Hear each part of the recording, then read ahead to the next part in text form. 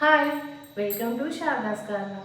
ఈరోజు అయితే ఇంట్లో కూరగాయలు ఏమి లేవు, పుదీనా రైస్ వేద్దాం అనుకుంటున్నాం. ఇప్పుడైతే పుదీనా రైస్ వేసుకుందాం. ఇప్పుడైతే పుదీనా ఫ్రెష్గా కడిగి నేను మిక్సీ జార్లో వేసుకున్నాను. అలాగే ఒక 4-5 వెల్లుల్లి రెబ్బలు, కొంచెం అల్లం ముక్క కట్ చేసి వేసుకున్నాం.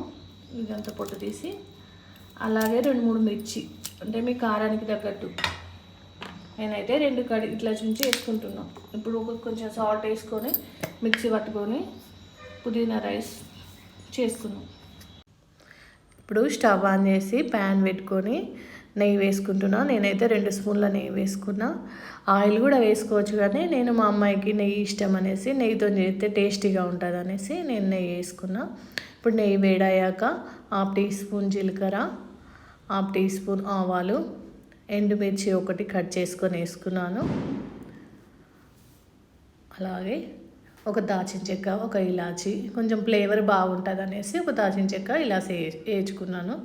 అలాగే ఇప్పుడు కరివేపాకు కట్ చేసుకొని వేసుకున్నాను. ఇప్పుడు మిక్సీ పట్టిన పుదీనా పేస్ట్ అంతా ప్యాన్లో వేసుకొని కలుపుకుందాం.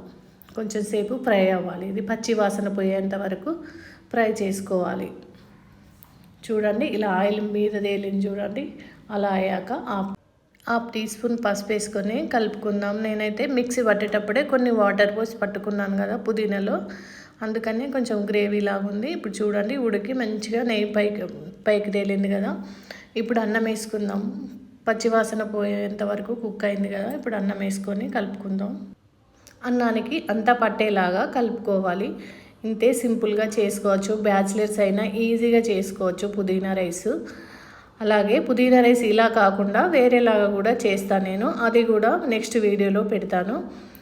ఇంట్లో అన్నం మిగిలిపోయినా కూడా ఇలా ట్రై చేయొచ్చు. నేనైతే మార్నింగ్ నాకు టైం లేక మా అమ్మాయికి బాక్స్ కోసం పుదీనా రైస్ చేస్తున్నా, ఈజీగా అయిపోతుంది అనేసి.